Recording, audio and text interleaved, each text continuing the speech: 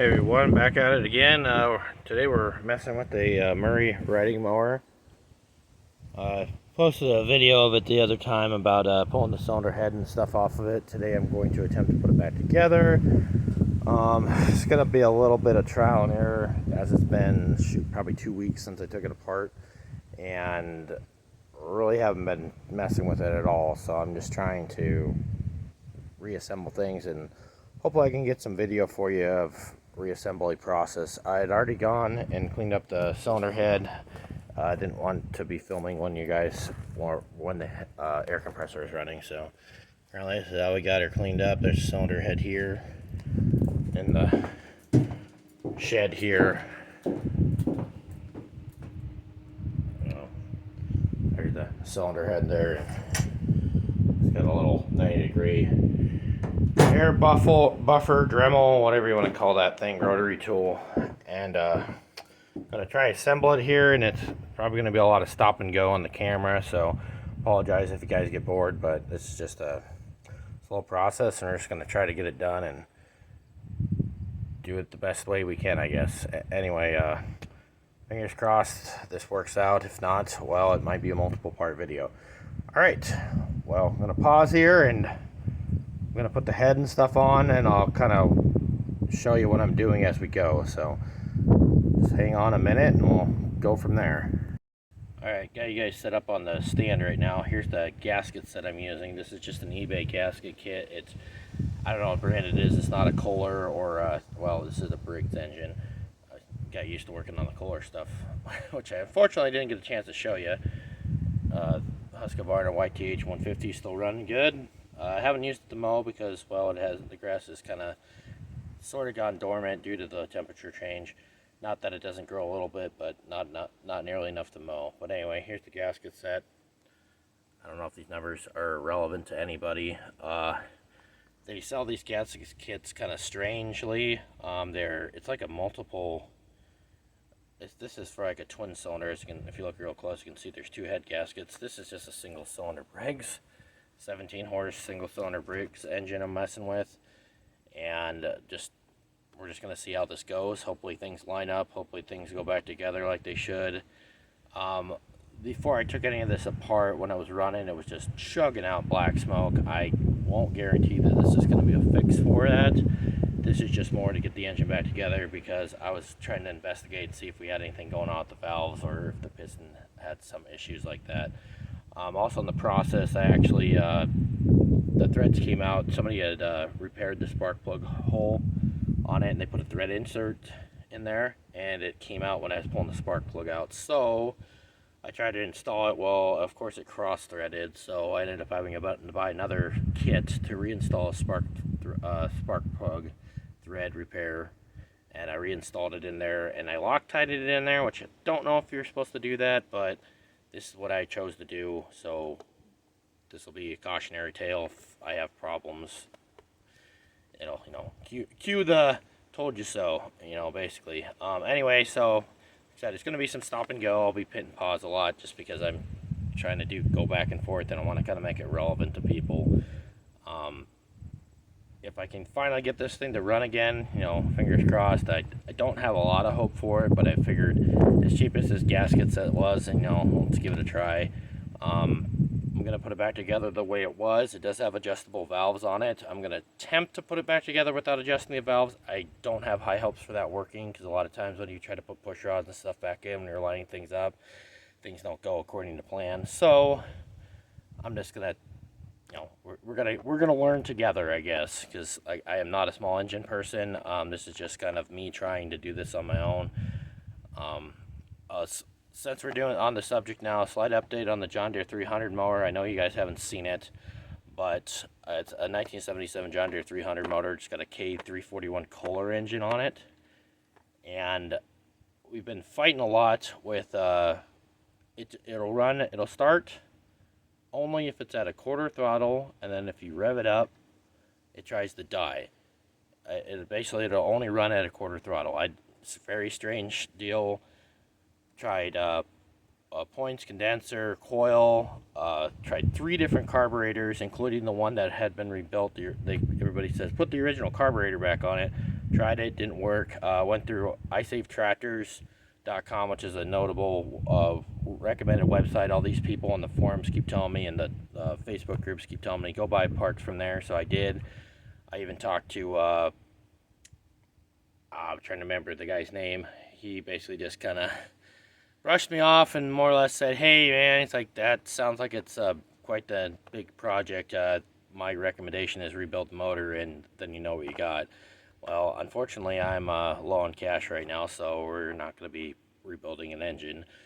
This stuff here is cheap, you know, like if it's under $100, I'm willing to take it on, but rebuilding an engine is not under $100, so not looking to do that. So anyway, we're going to keep on trying this, keep reassembling this. Like I said, that tractor right now is sitting at a small engine guy's shop, local here in town.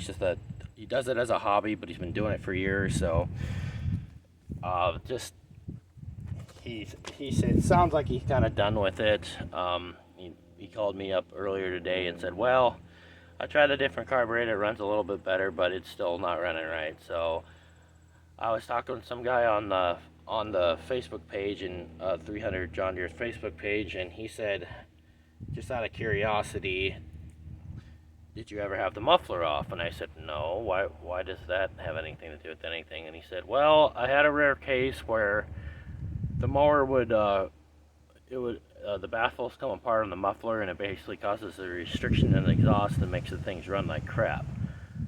And he says it'll run super rich at off idle. And I was like, well, it sounds similar to what I got going on. So I picked up the phone, called the small engine guy back, and said, hey, you want to give this a shot before I come get it next week? And he said, huh, yeah. He's like, you know, that does kind of make sense. I'll give it a go. So hopefully he can figure it out. I'd be so relieved if he actually can get that thing to run again, just because I bought this thing on a whim. Ideally, it was supposed to replace that Husqvarna YTH 150 mower. That was kind of my, I don't know, reliable main mower, I guess. I got it, but I also have the Snapper YT16 mower, which is kind of the standby, but seems to always finish the job, from, you know, lack of a better term. And then I got this old guy here, which is actually the newest mower I own. I got it from my uncle for free. He basically gave up on it because it just started running worse and worse and worse until one day it wouldn't start, and it sat for about 5 years, and then I finally decided, I'll just come get it from you. And he more or less gave it to me and said, do what you want with it, I don't care anymore. So hopefully I can make something out of this. If I can't, well, I guess it's just an exercise in small engine repair for me, because like I said, I don't have a lot of experience with that. So anyway, hope you guys can stick around for a little bit and see if we can figure out this. And like I said, this video, my goal is to try to at least get it to start. I don't know how successful that's going to be, but we'll cross that bridge when we get there. So just hang on a second, I'll start assembling things, and you know, it'll be a pretty quick process. It's not that complicated to put one of these back together, as you'll see when I'll take you off the tripod here and kind of walk you around a little bit and see how, you know, how things are progressing. So we'll be back in a little bit. Okay, you got the head all cleaned up here. We're gonna stick it back on here. I got the, if you look, well, you can see here, we got the head gasket installed. The kit that I have, like I said, it's a generic eBay kit. I think it's made for a twin cylinder one, which apparently one of them is the same head as a single cylinder one. Here's the original head gasket, in case you guys are wondering. This is what it's off of. And for those of you that are curious about what I'm dealing with, here's some model numbers and things for you. So if you have a similar engine or similar type Briggs & Stratton motor, this will be what you're dealing with. Anyway, so I'm going to stick the head on here now, and a little bit more complicated part is going to be trying to get the rocker arms and stuff back on with the push rod. So putting this on is the easy part. We'll deal with the rest when we get there. So here goes nothing, basically. Okay. And this is going to be one of those things, do as they say, not as they do. I'm going to be installing them with this and then checking them with a ratchet, and I will have to go grab a ratchet. This is an impact driver. This is not an impact. It's decent, but I won't be breaking off these. These are 1/2-inch head bolts, so I doubt I'm going to be busting anything by using these. So we'll to be installed one at a time, so I apologize if this gets lengthy, but this is the process. There's, I believe, 1, 2, 3, 4, 5, 6, 7, 8 head bolts on this, I believe. So I got 1, 2, 3, 4, 5, 6. Yep, there's 8 head bolts on this cylinder head. So I'll just be sticking them in. Start them by hand so nothing gets cross-threaded. This is an aluminum engine, so you do have to be careful with galling and things of that nature, which is kind of annoying, but it is what it is. That's also why the spark plug, I believe, got damaged, or why the threads got damaged on the spark plug hole originally. I think it happened to my uncle. He just doesn't really remember it happening, I guess. So we'll just keep on putting it together, and hopefully we get something out of it when we're done. If not, like I said, I got it for free, so I'm not out a whole lot. I mean, I got maybe $100 into this thing so far, which I know that sounds like a lot to some of you, and it is, but you know, for something for free, I guess it was worth tinkering with. If you're, I still don't quite understand what's going on with this tire here. I don't know how he wore the tire out so much. The other side tire is not nearly that bad, so if you can see it here, this one actually has tread on it still. This one's like racing slick. It's a front tire on a mower. I'm like, what were you doing with this thing? But he claims when it steers, one tire is angled more than the other, so it has like a drift car kind of thing going on there. So we'll go corner to corner. I know you're supposed to start in the middle, but I'm trying to square this up before I get too carried away. I'm not gonna cinch it down real tight, just kind of squaring stuff up.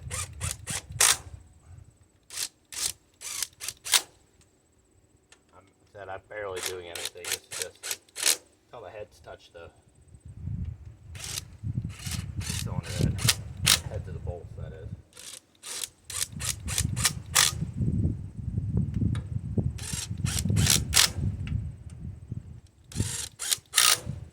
Okay, now typical fashion, start in the middle, work your way out. Grinder on down. What you said. This is an impact driver. It's a 20 volt, a hyper tough Walmart thing, so it can't do ungodly amounts of torque like a DeWalt or a Milwaukee one can.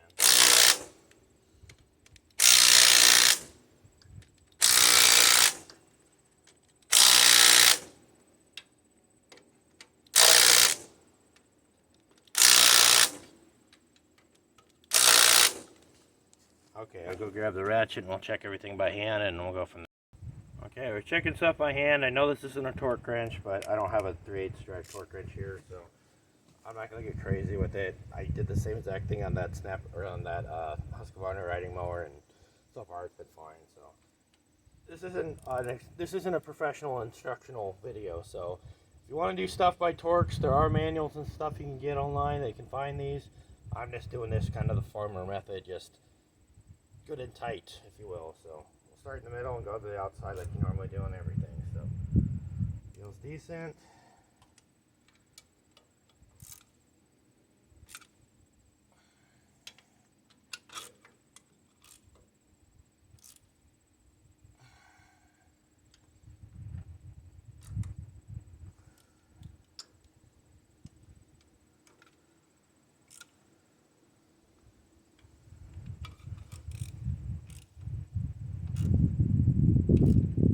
Click.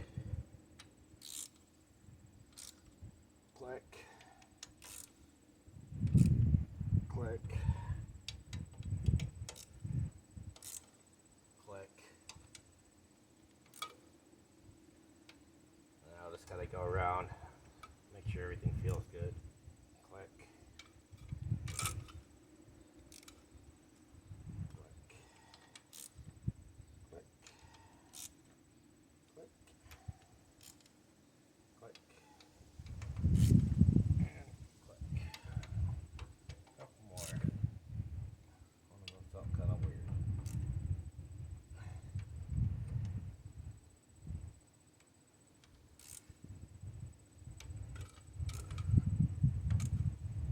That guy there was a little funky.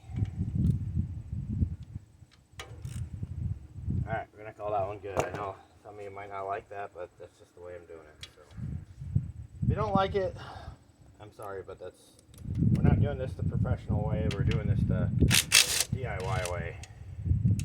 Next, taking the valve cover off, I'll put the rocker arms back on the push rods, which you got the push rods sitting in the shed, so I'll grab them here quick. You see the noise you heard there was the rocker arms falling because got the valve cover off.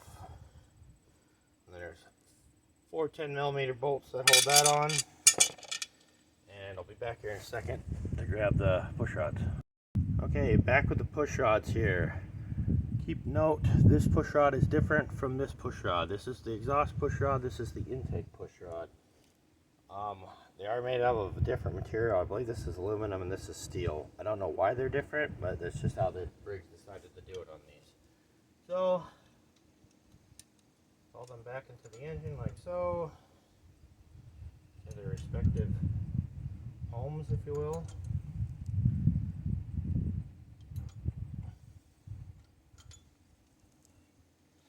I'm going to try to cheat here. I don't know if I can do it, but the goal for me is to do this as simple as possible. Like I said, do as I say, not as I do. This isn't exactly an instruction video for you guys. It's more to see if it can be done. So, as you can see, I'm having difficulty doing that, so we're gonna have to do this the hard way. So, it's hoping not to have to loosen up anything, but it is what it is.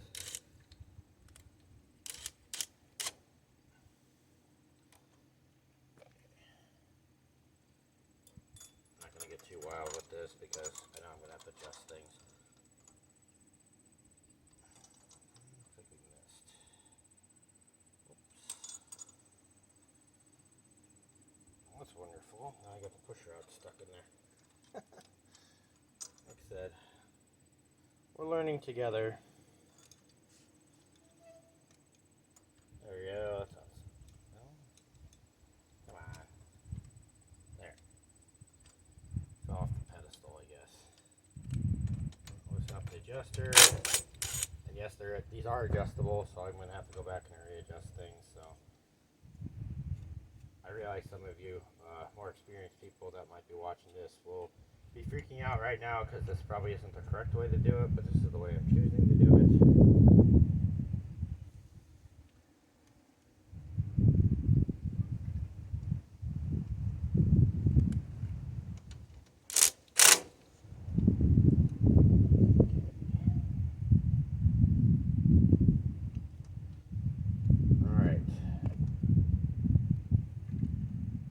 I'm gonna have to go and look some stuff up online to make sure. I can't remember what the exhaust and intake valve lash is, so it's gonna be a few minutes. I'll be back. I'll do a little bit more research. Should have done this prior, but it was one of those, a lot of procrastination going on. I finally decided to come out here and work on this. It was 94 degrees today, so I didn't feel like coming out here in the heat. I could be doing it in the shed, but the shed's got 2 little mini fans that don't really move a lot of air. And my motorcycle's in there currently, and I didn't feel like moving it. So we'll be back. I don't know, probably about realistically half hour in real time, but you'll be back in a couple minutes. So we'll see you then. And for now, we're pausing. Okay, guys, we're back. Use my little computer here in the shed. I got set up an old laptop, and got some specs online. Write it on the valve cover, so for future reference, intake is 0.003 to 0.005, and exhaust is 0.005 to 0.007. That's the settings. They say to turn the engine over to top dead center, insert a screwdriver in the hole, and then it says to turn it a quarter turn past that. So I got this screwdriver here, it fits in the hole, I can feel it moving up and down. The first time I set valves on this engine, I was using a regular straight screwdriver. I was having a lot of difficulty. This is way easier than what I was doing before, so I don't know what changed, but this is the ticket here. This seems to work really good. I do need to grab a couple more things. I forgot I needed to grab something else. I gotta get my feeler gauge, but we'll be messing with this here shortly, so I'll be right back. Okay, back at it again. How to do a equipment change. 10mm wrench for the nut, and Torx head for the this, what do you want to call it, the adjuster, the piece that jam nuts 10 millimeter in the middle parts. The Torx bit. I don't know what size this is, unfortunately, because my set apparently doesn't tell me what size it is. So slightly annoying. I'd tell you if I knew, but I don't. So it's spec is 3/1000 to 5/1000 on the intake. I made a mark on the top of this plastic cover here, right where your what do you want to call it, your coil here, your electronic pickup. That's basically top dead center that I could determine anyway, and it should be on the intake because the intake was trying to move. Moved it a quarter turn. That's according to the online specs, and then you're supposed to adjust it to 3 to 5/1000. So I got a 4/1000 feeler gauge. We're going in the middle of the spec just because that makes sense to me. First I'm going to loosen up the centered stud, and then we'll just tighten down the jam nut. Okay, that's loose. There. I'll probably do it with my hand, I guess, but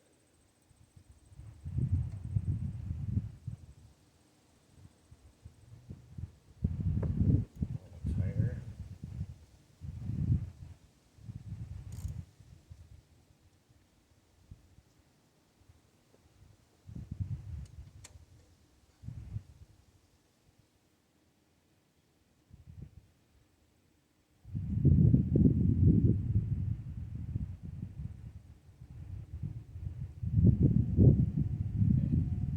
As you can probably tell, it's getting a little dark out. My yard light just kicked on the outside of the shed here. So, feels good. Light drag on the 4/1000 feeler gauge, so we're going to give that a go. And next we're going to try the exhaust one. I'm going to double check a few things, and I'll be back. Okay, back again. Now onto the exhaust valve. I had to verify if I had to rotate the engine at all to go on the exhaust stroke. According to the stuff I read online, you don't. I might be wrong. We'll find out if the thing starts or not. That'll be our indicator. Anyway, spec for exhaust is 5 to 7/1000. We're gonna go at 6/1000. Just kind of a happy medium in between it. So get this in here. It's loose.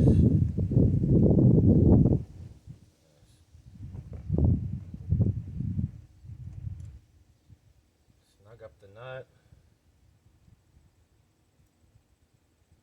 Okay, so that's a little tight, so go loose. That. A little bit of drag. Tighten up the stem. This is probably the wrong way to do this, but the main thing is just so this doesn't get stuck in there.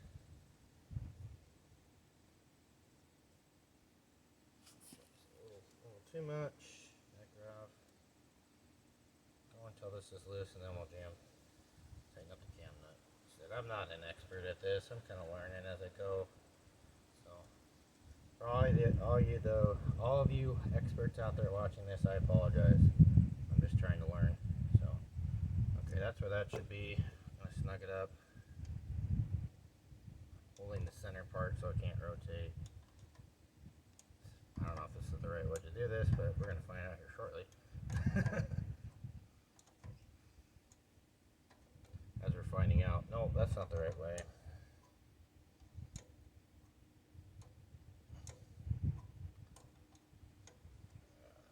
Come on.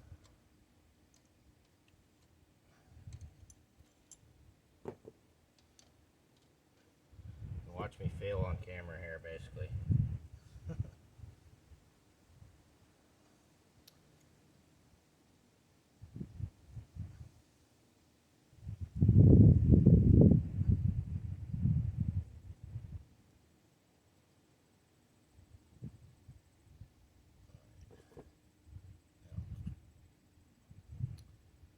Definitely a little bit of a learning curve with doing adjustable valves. I'm not quite as good at them as I want to be. So, my apologies if some of you guys are getting frustrated watching this.